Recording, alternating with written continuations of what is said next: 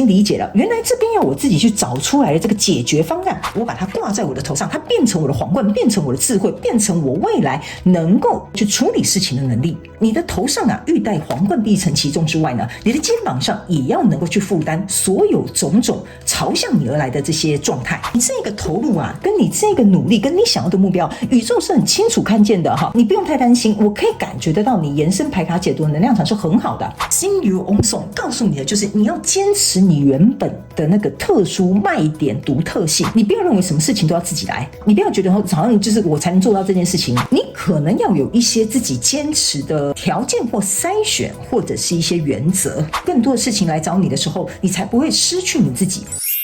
Hello， 各位处女座、各位海底捞的朋友们，大家好，我是 Jane。今天这个影片呢，是要给处女座、海底捞的朋友们的正能量运势牌卡解读。那正能量运势牌卡解读呢，它没有任何时间上面的限制啊，所以呢，如果你不是在首播的时候看到这一则影片，我会建议你当下的季节或者是前后推敲3个月的时间，通通都可以，好吗？影片下方资讯栏有详细的影片使用说明。那我也相信什么时候看见就是最适合你的时间，所以你也可以不用拘泥这个时间上面的限制，好吗 ？OK。好，那我们今天呢，一样会先跟大家来说明有关于正能量运势牌卡解读的整体架构跟流程哦。首先呢，正能量运势牌卡解读它有分为上下半场，那上半场的部分呢，我们会来跟大家解说有关于每个月份的能量场的一些概况，然后接着呢，我们会来说明有关于每个月份你要学习的实际人生课题。那接下来我们就会进入到下半场的延伸牌卡解读。那下半场的延伸牌卡解读呢，我会用宇宙验证牌卡来验证在上半场我要传递给你的讯息的内容，以及一些症结点，还有可能有什么样的事件会发生。接下来我们会进入到下半场延伸牌卡解读，将各个月份的人际关系上面的建议，以及各个月份的身边亲密关系的建议，还有你跟你自己关系的建议，都会在下半场的延伸牌卡解读来进行一个揭露。最后我们就会用大家最喜欢的宇宙传讯的部分来听看看天使跟宇宙有什么样的讯息，希望透过传讯者我来告诉你。那我们一样会在下半场来跟大家进行一个说明，好吗？ OK， 好，那话不多说，我们就赶快进入到你的正能量运势牌卡解读。首先呢，大家可以看到这是我们上半场的这个本正能量运势牌卡解读哈。那等一下呢，我在说明讲解的过程当中，我会讲第一个月跟第二个月还有第3个月，代表的是这整个季度的第一个月、第二个月跟第3个月，并不代表今年的1、2、3月，好不好？有一些新来的朋友们还是不是很理解，那也忽略了去看延伸牌卡不是延伸牌卡，忽略了去看那个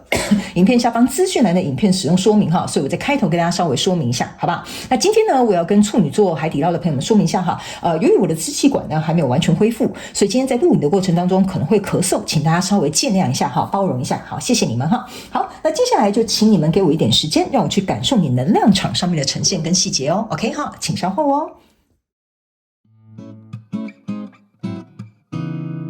Hello， 大家好，我是Jane，非常感谢所有愿意在影片下方留言反馈以及按赞分享的观众朋友们，因为有你们的支持，才会有我的存在。所以如果呢，你还想要收听更多不同多元丰富的精彩内容，请你一起来收听我的主题广播节目，以及订阅我的电子报，就会收到最新的第一手消息。那如果呢，你还有其他的问题，也欢迎你点开影片下方的资讯栏，就可以找到所需要的答案。接下来就让我们一起来收看今天精彩的影片内容吧。OK， 好，请处女座的朋友们哈，我个人会感觉哈，你这一季的这个故事蛮精彩的哦，哈，也蛮值得去听看看延伸牌卡解读，因为我已经感觉到那个能量场哈是很兴奋的感觉 ，OK 哈，但是哈，先不要开心过了头，我也会跟你讲一下，在这一季呢，你会遇到一些挑战，但是是有关于自己心理上面的障碍的一些挑战，好不好？我们一起来看一些细节哈。首先呢，在你整个季度的过程当中的第1个月，你抽到的是钱币3跟权杖7，还有这个钱币7 ，OK 哈。这3张牌卡呢，在你的第1个月份出现的时候哈，其实我个人会感觉这是好的，就是说你目前在第1个月份的时候呢，应该有一个在着手的什么相关状况、人数、事件、梦想或目标哈。我觉得呢，处女座的朋友们，你最起码在你身边有2个，可能比如说假设如果是工作，有2个很靠得住的同事 ，OK 哈。那比如说在比如说创业上面，可能有2个跟你一起合作伙伴 ，OK 哈。就是反正呢，最少我觉得应该有1到2个人呢，会是在你这个专注的人事物或关系上面呢，会给你非常好的助力，或者是建议，或者是来帮助你 ，OK 哈。这个呢，我是建议处女座在第1个月份要把握的。好不好 ？OK 哈，而且我个人会感觉这些来帮助你的这些人事物跟资源哈，他们有点像是各司其职，有点像说，比如说你在创业的时候需要有资金，刚好就遇到金主哈。那你在创业的时候呢，需要有一些比如说赞助厂商，厂商就来找你了哈。所以呢，他们有点像是来的都刚刚好那个刚好又补了那个洞或补了那个你的需求 ，OK。所以我个人会感觉在第一个月份，你一定要能够好好牢牢的去把握这个东西，好不好哈？因为呢，我常常在讲，机会是留给看得见的人，所以你看见了，你就要立刻把握。那这边呢，非常有趣的一件事情哈，你抽了2张都是7号牌卡，那7号牌卡同时出现77，象征的就代表说你正在走在这个运途上面就是说你的能量场是很顺畅的嘛 ，OK 哈。那呢，这边我跟你解释这2张7号牌卡哈，在第一个月的时候，这边有一个钱币7，你看你很像在用你的手在灌溉这个小树，你可以看到这边有一点点小小的这个光辉哈，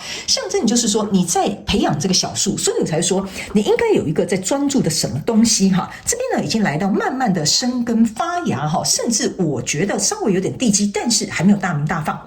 OK 好，就是说这个可能在更之前往前推大概7个月左右的时间你可能这件事情就在进行了。那这个是已经在这7个月之内就是在第一个月往前推7个月之前你如果不是在首播的，你也是往前推7个月 OK。那在这7个月的过程当中呢，我觉得你是很认真的投入，很认真的付出，所以这个小树开始冒出这个枝芽来，而且你注意看这个小树的这个树干是很强壮的 OK 好。然后呢，这个人呢，他本身是穿着黑色的衣服他们有特别跟这个处女座的朋友们解释一下，其实你在生根、在发芽、在投入、再去尝试的这一个东西你其实心里是有一点点担忧或者是恐惧，或者是也不知道自己在干嘛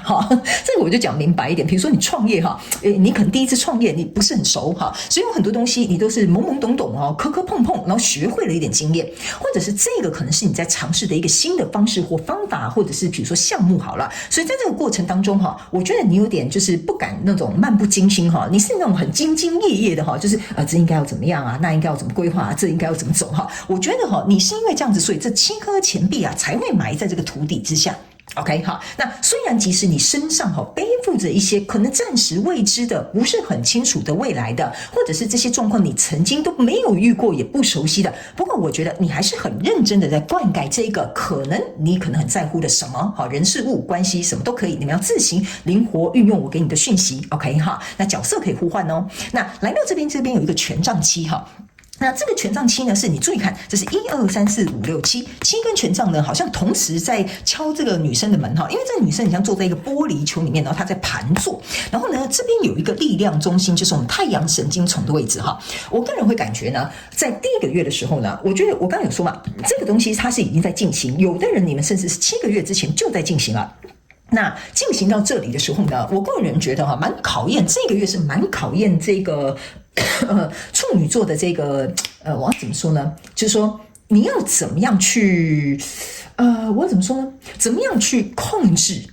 这整个局面？OK 好，那控制这个局面呢，这边有分为几个不同类别的处女座的朋友们你们自行套路你们自己的状况首先第一派的处女座的朋友们你在做的事情可能是吃力不讨好的，就是说没有人家创业是这样做的你偏偏就要逆风而行 OK 你就是就是专挑那一条比较难的路啦或者是你可能就是比较有创意或者是你比较有这种改革的很像是改革的这种想法，或者是怎么讲就是说你在做这个东西你是想要改革的，你想要改变什么的，所以这不是很容易，这不是寻常人要走的那种比较轻松舒服的路就对了啦 OK 然后呢，第二派的处女座的朋友们是你正在做的这个人事物或者是关系，或你专注的事业或项目我个人会感觉它在一个你必须要能够去抵挡别人的一些怎么说呢？别人的一些批判闲言闲语啦，或者是风凉话啦，或者是比如说就是比较不好的，你就去想一下就是他们讲的这些东西是对你没有帮助的，可是你必须要头要撇过去，你不要听，然后你这个太阳神经丛就是要控制好你自己 OK 哈，就说我不要受他们影响，我要持续保持我的动力，我还是持续要去坚持我开始的初心，我一定要去完成我想要完成的这个项目，即使这个前力期啊是目前看不到，我刚刚就讲了，它还没有到大鸣大放的时候。OK 哈，所以呢，在这个过程当中可能会有人劝诫你啊，也不是说每个人都泼你冷水啊，有的人可能会讲说啊，你还要再这样试吗？你确定这样真的有效吗？你真的觉得走这条路好吗？这个时候呢，你都要记得把头撇过去，稳固你自己的这个内在中心哈。那在另外一派的处女座的朋友们呢，我个人是会感觉这一张牌卡是一个人坐在这个泡泡里面，所以相对的意思就是说呢，你正在尝试的去走出你的舒适圈，这个泡泡就有点像是我们讲的 bubble 就是说有的人的 bubble 比较小，就是说他的交友范围比较小，或者他生活范围比较小。OK 哈，那这个呢，我觉得没有什么好跟坏，但是我个人会感觉某部分的处女座朋友们正在尝试走出去这个泡泡外面，或者是还有一点就是说，反过来讲就是某部分处女座的朋友们，你要在这个泡泡里面的这个状态要比较久，就是说你可能为了躲避这些人影响你的心理状态，那你可能要有一个比较安全稳固的地方在这个泡泡里面保护你自己，这样你才能够心无旁骛或比较专心的去继续投入在你这个可能很在乎的人事物或关系跟项目里面。所以呢，这个大概有4派左右的处女座的朋友们那你新来的朋友们，我先跟你说明一下，我希望照顾到来看到每个影片的人，所以呢，你必须要能够自动的去截取对你有帮助的讯息 ，OK 哈，因为里面有很多不同的人在里面。好，接下来呢，这样的状况在第1个月，我个人会感觉第1个月给我有一种就是专注，然后呢不受影响，然后呢最重要是能够非常瞄定你要去的那个目标 ，OK， 你要很肯定的，因为你这个太阳神经丛的力量给我有一种感觉，就是我甚至会觉得有些处女座的朋友们，你是没有退路比如说假设你就辞职了，你就去创业了，所以你是没有退路的，所以这一股动能要如何持续保持这样很好的配速也是你在第1个月份可能会遇到的一个状况。 OK， 那接下来我们来看第2个月第2个月你遇到的是塔牌跟宝剑2，然后还有这个宝剑10。 OK 来这边呢非常有趣的一件事情，我先解释给你听这个是对不起，这是权杖10权杖10宝剑2跟塔牌OK， 在这里呢第2个月份我个人会感觉处女座的朋友们，你一定会受到多多少少的波及、打击或影响，或者是比如说有一些突来的这些状况会发生，但是你不要担心我先跟你解释为什么。你看这个雷虽然是打下来了OK， 但是你注意看旁边是有这个蝴蝶，然后这个松鼠它还在那边很好奇说，发生什么事啊你看到它的家都被雷劈到了它还有一种不慌不忙也没有要跑，它的果实还是在这边的。那劈下来之后呢，这个它住的这个家其实没有被摧毁，反而呢有几只蝴蝶在旁边1、2、3、4只蝴蝶在旁边。我个人会感觉这张塔牌给我有一种感受，就是说处女座的朋友们，你即将要准备迎来这个怎么讲我不知道为什么第2个月的能量场给我有一种感觉，就是让你去意识到一些什么事情。好，那因为这边每个人受到这个事件去意识到的事情不同，你们要自行灵活去思考 OK 哈。不过呢，我可以告诉你的就是说，你受打击、受影响或者是有这些状况发生你不要太担心的原因是因为你的地基没有被毁损，这个小松鼠还是很安然无恙的在这里 OK， 只是你会突然抬头说，奇怪了，怎么发生这件事情？然后这件事情因为你意识到说，原来是这样我这边可能忘了装避雷针所以这样打下来柯林这个我的草可能会烧掉所以你就意识到有避雷针这件事情很重要。OK 好，但是呢你的果实在这之外呢，还有一件事情是这边是一个这个蝴蝶象征的就是意识到，所以转变进而蜕变而变得更好，所以这张塔牌其实是一张好的塔牌OK， 就是说老天爷会出现一些事情让你意识到哪里不太对劲 OK， 但是这是在帮你能够协助你去意识到说避雷针要装上去了那这样子下次打雷的时候就会更安全了 OK 好，所以来到这里呢，你注意看这边是一个权杖10那这个权杖10是有一个女生，他呢已经包宽宽的包袱都拿好了然后还这边请了一条小牛跟他从这样翻山越岭准备要朝向一个新的路途。但是这边有一个宝剑2，这宝剑2呢，其实在这里有个天平，这2只乌鸦在这里这个人是被蒙起来的。然后呢，你可以看到他们呢在那边也抓他的头发 OK 哈，我个人会感觉某部分的处女座的朋友们，在这个事件打下来之后啊，如果你是属于比较正向思考的哈，你就是会去装那个避雷针的那个人 ，OK？你会觉得说很正常嘛，创业偶尔就是会遇到一些状况，避雷针装上去就好了 ，OK 哈。但是如果你是属于那种哈，就是很在乎结果的处女座的朋友们哈，你就会变成像这样子 ，OK？你就会觉得说啊，这对我不公平啊，我都这么努力了，怎么会发生这种事情呢？哈啊，怎么会老天爷来打击我呢？啊，这怎么会突然说不给我这些货品呢？怎么突然说这些东西赶不出来呢？哈，你呢就会像这个乌鸦一样哈，它会扯着你的头发，就是说你会左思右想，三千烦恼事，然后暂时会看不见前方的去路。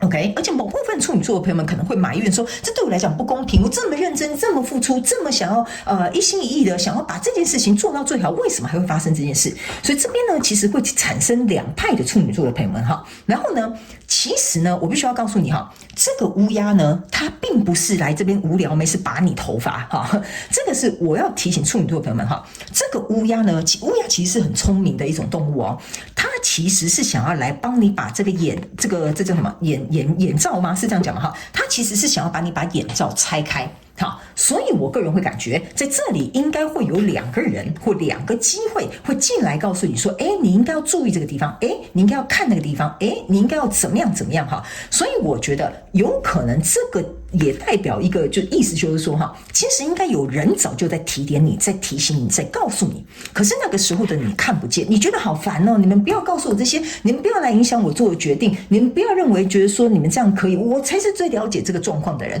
所以另外一派处女座的朋友们，有可能其实这个提醒早就出现了，但是你视而不见。OK， 所以这两只乌鸦其实是来帮你的。OK 好，这两只乌鸦实际是来帮你的哈。OK 好，那你注意看哦，来到这里哈，你还是一样穿黑色的衣服。OK 好，然后呢，黑色的衣服之外呢，这个很像是荒芜的一片大地。OK， 所以我个人会感觉呢，某部分比较紧张的或忽略的那个，比如说老天爷请一个什么天使来帮助你哈，告诉你这些讯息，会有一些贵人要来协助你的时候哈，你刚好就是忽略的那一派的处女座的朋友们呢，在这个荒野的这个大草皮嘛，它也没有草皮啊，就大沙漠好了，我们这样子讲哈，你会暂时在2月份的时候会觉得度过这个月份是非常辛苦的。OK， 很辛苦的，然后也会觉得很烦恼的。OK， 好，所以这些我大概都要告诉你。OK， 那在这里呢，我个人会感觉，为什么这个女生啊，她会拿着这个包袱哈，这样子往下面走哈，就是说，其实我觉得啊，这个事件的发生哈，是来考验处女座的朋友们，你是不是真心想要走上这条道路 ？OK， 我觉得这个东西哈，就有点像说。你要走上这条路，那你准备好了没？那一路上如果有一些坎坷、有一些挑战、有一些状况的时候，你能不能应对 ？OK， 所以这个权杖十有点像是说哈，这个塔牌在告诉你哈，你要走这条路，你在乎在耕耘的这个人事物关系或项目哈，你有没有准备好要承担起这个责任？因为在里面可能会有一些很肮脏的事情哈，很麻烦的事情哈，可能要你去处理。那某部分我觉得比较容易受到影响的就是。某部分处女座比较受影响，有点像说啊，很烦这种事情为什么要来烦我哈？我觉得某部分处女座会有这样心理的 murmur。OK 好，行，没关系，反正呢，我就有跟你讲嘛，不要太担心哈，我们的好运还在后面，好戏还在后头，好吧？来，接下来呢，第2个月你一定要被打入凡间呐。来到这个第3个月这边才会有这个力量牌卡跟这个钱币9，然后还有这个吊人牌卡 OK， 这3张牌卡在你第3个月份的时候我觉得才是最好的时候。为什么呢？因为你注意看哦，在这个7号钱币7号来到这个第3个月是钱币9，中间少了一个钱币8，你们有没有发现哈？少了钱币8，象征的意思就是说呢，你之所以为什么这边会受打击，这边会受影响，这边可能会有一些状况出现哈，就代表说呢，你要成为一个独立自主、有智慧的人，能够去享受这些果实，得到这些结果的过程当中哈，你还少了一个钱币。那个钱币呢，我觉得很重要，那就是代表说能不能够把这个梦想、目标或者是愿望或关系经营很顺利的缺乏的一个要素。那这个塔牌打击的就是你缺的那个要素。要展现出来，你才可以走到这个钱币9。OK， 所以这就是为什么这边会少一个。还有一件事哈，这个钱币9加上这个钱币这个对不起啊，这个钱币3加上这个钱币7，象征的是钱币10，意思就是说这个路线是会慢慢走到钱币10，会得到你想要的结果。但是这边少一张钱币8，就是说你要继续努力付出，要改变，要调整，要干嘛的地方，你没有注意到的地方，那个钱币哈，在这里势必要稍微就是打击你一下，你才会慢慢走到9跟10。OK 哈，然后呢，这边有一个吊人牌卡跟一个力量牌卡哈，这个力阳牌卡象征的意思就是说，在经历这一波的不知道什么样的事件的状况发生之后呢，你终于找到自己的力量。然后呢，最重要的事情呢，这个事情呢，让你反向来思考一件事情，就是说，哎呀，其实这一件事情我告诉你处女座，你来到第3个月你会发现你这边被打入凡间你自己可能在第3个月会突然有一种啊哈的感觉就是说，其实我也活该我被打入凡间是应该的，我那时候应该就要怎么样所以在第3个月，我觉得你会有一个灵光乍现，或者是有一个啊哈 moment， 就觉得说，哎，我就知道了，好，既然如此我觉得我不应该忽略这件事情，所以我觉得在第3个月的时候，你不仅这件事情呢会稍微尘埃落定，比较来到一个比较趋缓的空间之外呢，你愿意停下你的脚步，用你的力量去把这件事情处理得更好。所以呢，我会觉得第2个月跟第3个月呢，比较有点像说你意识到这个问题的重要性或者是必要性所以你在第2个月跟第3个月比较有点像是重新想要调整完之后才可以走到这个钱币石的下一步。因为你注意看你整个季度的最主要的这一张能量场这张牌卡叫做命运之轮。OK， 命运之轮你要注意一件事情象征的就是说这一季会影响你接下来整个命运跟道路的发展。所以如果这个点你不停下来看，你不被打击，你不被影响，你不被老天爷就说你搞不好停下来你给我看一下你这边到底发生什么事情要调整处女座海底捞的朋友们这个时候呢，是为了让你看这个命运之轮是越来越往上，你会越走越顺的。但是如果假设你去想这个命运之轮如果没有这样一颗叠着一颗，一颗叠着一颗这样上来的话呢，那你要去想一件事情你中间少一颗你就摔下来了，是不是这样说？所以你的命运是透过过去不断的积累。OK， 所以你意识到这件事情我可能这边不可以太粗心我可能这边不可以偷工减料我这边不可以略过这个步骤 OK 所以你会开始我觉得比较谦逊一点点，你会知道说好，那我这个再调整没关系，多花一点时间停下来也无所谓，没关系，我觉得我应该要能够去处理好这件事情更重要，因为未来的基础才会更稳。所以这个就是你会很享受命运接下来为你所安排的一切。所以你看这个人是展开双手很开心的站在这里，对吧 ？OK， 然后那是站在这个命运之轮这里那这个命运之轮你注意看这是4颗轮子4颗轮子象征站得很稳就4轮驱动很稳的然后呢，还有一件事情4个轮子象征的是钱币4，钱币4的意思就是说，你在这一季打下的基础是没有任何人可以夺走的，所以你才知道说少的这一颗钱币有多重要你懂我意思少的这颗钱币很重要因为这个钱币3加钱币4象征的就是钱币7，2个7如果再同时出现，就是告诉你这一季你一定要把基础打稳，这是最重要的一件事情。好不好 ？OK 所以呢，我们接下来来看一下每个月份你要学习哪些实际的课题，好不好？然后等一下呢，我刚忘了开头跟大家讲这张你目前看不到是你的王牌底牌，就是说在这个月，在这个季度如果你遇到任何问题，你可以来听看看王牌底牌给你的建议。那这一张呢是整体季度的总能量场，好吧 ？OK 好，我们先来看一下你每个月份要学习什么样的课题，然后这一季呢你也要学习什么课题你这季学很多东西好，来我们来看一下好，行，来，首先我们先看第1个月来，第1个月你需要学些什么东西我们来看一下这张牌卡呢叫做exercise carefully OK 这张牌卡呢我个人会感觉比较有点像说呢对不起新来的朋友，我先跟你说明一下，我不是一个会按照牌意去解牌的人。当然你们想要看下面的意思也没有关系 ，OK？ 但是呢，这张牌卡呢，我个人会感觉比较有点像是说你在练习的过程当中呢，就是说你在练习做这件事情，你在练习尝试这件事情的时候呢，我个人会感觉你要怎么说呢？你要能够去能够我怎么形容你要能够去理解不是做得快叫做好 ，OK？ 你要知道说怎么样循序渐进才叫好，什么样积少成多才叫好，什么样能够去那叫什么？就是consistency 就是持续性，或者是比如说你的续航力要够强好，我们这样子讲 OK 所以呢，你正在实践这件事情的过程当中，你要考虑到你的续航力，你要考验到你投入的这个基本架构有多好 OK 因为呢我个人会感觉这张牌卡我是不是有说你在过去是很努力做这些事情的OK， 所以你在一开始非常有可能我这样讲好了因为我觉得这边有一个蛮小众的讯息就是说有一点像说你一开始做得很好，可能做到第7个月、第8个月的时候，你突然觉得好像上手了，好像有点驾轻就熟了，所以你可能就会跳着做，或者是怎么讲？我不是说你偷工减料啦哈，但是就可能觉得说这边不用那么注意啦，那边这样子就可以了啦，这边我觉得这样这个程度就不错了啦，所以我觉得这张牌卡就是在告诉你你现在在做的这件事情其实不能马虎哦，我的感觉是不能马虎哦，这就是为什么这个命运之轮是一块接着一块要这样站上去，而且钱币4你注意看这是4个钱币哦，钱币4象征的是基础，还有象征是别人夺不走了，还有象征的是你不可以放弃，你不可以忽略的，还有象征的是4只脚都要站稳的，所以这一张牌卡我觉得积少成多然后积沙成塔这个有点像是在第1个月份的时候你就要学习到，你不可以忽略掉你一开始就有这样的精神，可是你可能到中后期你忘记了，或你觉得说就可能想，我不知道你是不是想偷懒啦那你是问你自己就好了然后呢我觉得这件东西一定要特别去注意，你要保持这样子的精神，OK 好，保持这样的精神。好，那接下来第2个月份我们来看一下第2个月份呢，他们说呢look for more in common，OK 好，这张牌卡呢我个人会有一种感觉就是说来到这个第2个月份的时候，你要学习的一件事情就是说呢，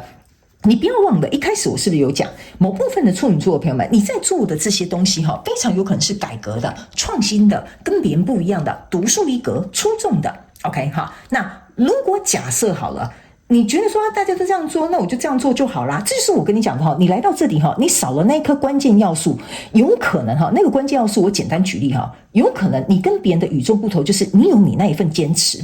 ，OK， 你有你那一份的特殊，你有你那个卖点。OK， 那你现在来到第2个月份，为什么会有一个塔牌的原因？就是说呢，你如果跟别人做一样，那第一违反了你原本的那个状态，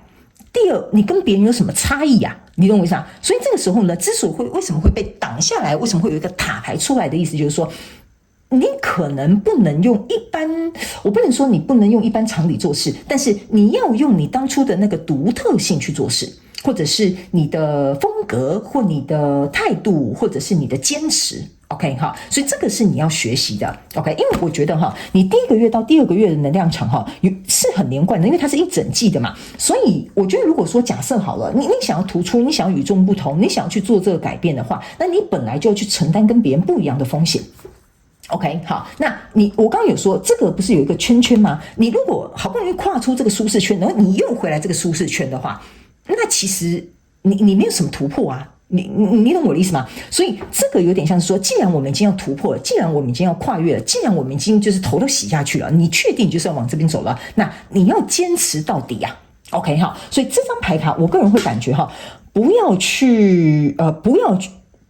跟别人做一样的事情，你要找到你的独特性。好吧，好，那来到第3个月的时候呢，我们来看一下你可以学什么你可以学习的是how do you treat other， 就是你是怎么对待别人的然后呢，他们还有说，请你能够 work with kindness，OK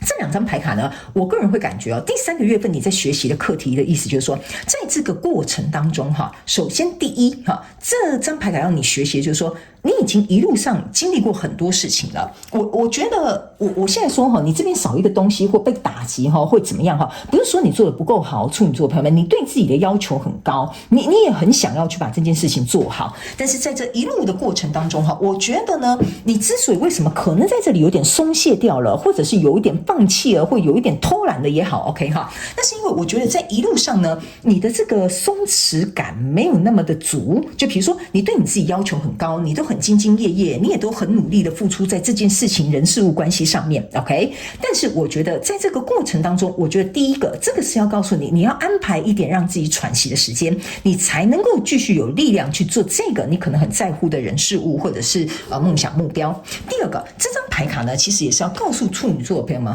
在这个过程当中你必须要能够去意识到就是说，在你身边的人呢，其实他们都知道说你想做什么，或者是他们也想支持你做什么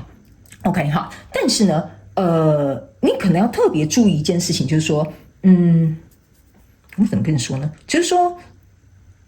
你要记得在这一路上你在经历或在行动的过程当中呢，对待你身边的人你也是要保持友善的。就是说我刚刚有讲嘛，这边有可能会有人早就来提醒你了。你不要用那种你好烦哦，那你怎么样啊？这就是为什么我会跟你讲人家可能早就是别人派来告诉你说，不要走岔路咯但是你就会觉得不行，因为我要坚持我自己，你们根本就不懂我的心你们根本就不了解我的这个想法跟我的梦想那你就会去忽略掉别人好心告诉你的事情。OK， 你不一定来这边，我解释细一点给你听就是说你不一定要听他们的。但是你也没有必要去反驳他们，或者是说服他们，或者是讲赢他们，没有必要。你可以收下来，然后考虑哪部分你要听，哪部分你不想听。但是别人的好意你可以收下，但你不一定要用啊。你懂我的意思吗？你可以自己去做一些资讯上面的筛选嘛。这张牌卡有点类似像这样的含义，这是第二个要给你的一个讯息，好吧？这也是你要学习的好，那这张牌卡就是说呢 ，How do you treat others？ 就是说你对别人，你是怎么样去对待别人的，好不好 ？OK 他们说呢，这张牌卡要告诉你的一个含义就是说呢，你在这个过程当中呢，如果有人我们这样讲好了。如果有人是来帮你的这个可能来给你建言的人也是来帮你的我要怎么解释给你听呢？不好意思让我想一下有时候我要想一个例子，然后也要讲的你能够明白的有点像说我刚想到一个很好的例子，但我瞬间忘记了对不起，处女座的朋友们应该是这样说啦，就是说你呢去想一下，为什么这些人要来帮你？因为呢，我觉得或许这些人他可能跟你在经历的这些东西他是有经验的。我的感觉有点像这样就是说他可能是有经验的，所以他会劝说你，会告诉你，会提醒你。OK， 因为这个有可能是在过去他希望别人告诉他，他就不用吃闷亏，他就不用绕冤枉路。OK 所以呢，这张牌卡有点像说你要怎么去对待别人，那是因为他们可能是用了他们希望在过去被对待的状况去对待你。OK， 就是说我想帮你处女座的朋友们，你想要做这件事，我当然懂啊，那你应该要怎么样，他们想要跟你分享，想要跟你建议。OK， 但是你可能希望被对待的方式是，你们都不要干扰我，不要来吵我，不要来影响我，这才是我想要被对待的方式。所以在第3个月份的时候呢，我觉得你会去领悟到，你跟在这其中牵涉到的人，你们在彼此互相交流跟学习，你们希望如何被对待，而不是只是把自己认为的好给对方。OK， 好，解释完毕因为我刚刚就在想说，我要怎么样整理这个东西给你听，所以这个就是第3个月你要去学习的课题。然后呢，这边为什么你会有一个力量牌卡跟调人牌卡停下来原因就是因为不是只有单纯处理这个事情我个人会感觉某部分处女座的朋友们，你会在第3个月份的时候理解为什么这件事情的发生，然后理解从中去帮助你的人跟协助你的人，或者是来给你建议的人，你会开始意识到说，其实他们是希望为你好，或者是他们希望你能成功，只是当下的你或当初的他们可能没有办法在那个状态当中去用适合彼此的方式相处。这个是一个额外的补充讯息，你也要学习的课题，好不好 ？OK， 好，来，接下来我们来看整个季度你要学习的课题就是你看吧，练习感激啦，OK 然后呢 ，turn into your emotional weather，OK 来，这2张牌卡呢，其实我觉得就像我刚刚要跟你讲的你必须要能够去感激，就是即使这些人他或许给你的建议不是你想要的，或者是暂时不适合，或当下你没有办法领悟的，但是你都要能够去感激老天爷把他们送到你的身边来告诉你。OK， 然后呢，还有一件事情就是说呢，这张牌卡呢是要告诉你一件事情，就是说我觉得你在这整个季度的过程当中除了练习感激之外，还有另外一个就是你要去练习在这个过程当中你的情绪是如何去提醒你一些事情的，或者是你的情绪出现是要让你去看见你自己哪个部分的，这个也是你要练习的其中的一个讯息。然后还有一个我觉得这2张牌卡还有给我一个氛围有点像说你在这整个季度的过程当中你如果跟你的情绪越加靠近的话，你会越了解你自己是怎么样的一个人。OK， 我不知道为什么这个讯息很重要这句话你可能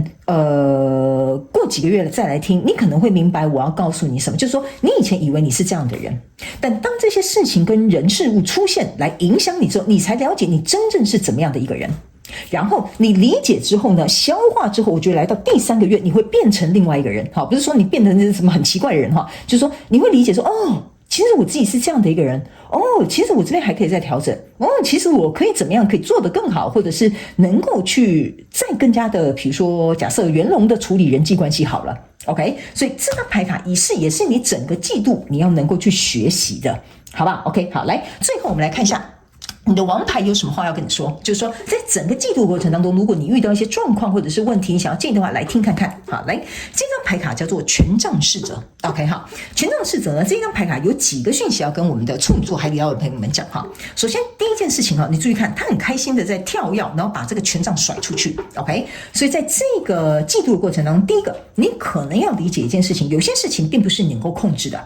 OK， 所以你必须要能够控制你能够控制的部分就好了，这是第一个要提醒你的讯息。OK， 就比如说这件事情可能发生不是你能够控制的，所以你现在要控制的就是去控制你能够处理、能够去面对、能够赶快去把这些事情弄好的地方就好了。OK， 这是王牌给你的第一个建议。OK， 第二个建议，你要知道你本来选择这条路就不容易，所以你要做好长期抗战的一个准备。OK， 它不是一个短时间会看到结果的项目我感觉你在做的事情有点像是需要有一点时间，不然不会有一些小众讯息是说这个在7个月之前就开始了。OK， 所以你本来就要有长期抗战的心理准备。OK， 这个路是你自己选的，你没什么好推脱给别人的，好不好 ？OK， 好。然后他们说不是这个东西不是说要花你10年、8年什么之类的当然也有可能不过他们是要告诉你你要看到结果，这个东西比较有点像是说额外的讯息，有点像说它需要时间去证明的。OK， 所以不是说你今天做，明天看到结果，大家就会夸奖你好棒棒不是这样子的。OK， 所以你的这个东西，有个人事物或关系或什么，你专注的这个需要时间去证明的，所以你要有点耐心，给这个东西跟给你自己一点时间，好不好？那第3个，你的王牌要告诉你的一件事情，就是说，在这个过程当中去享受。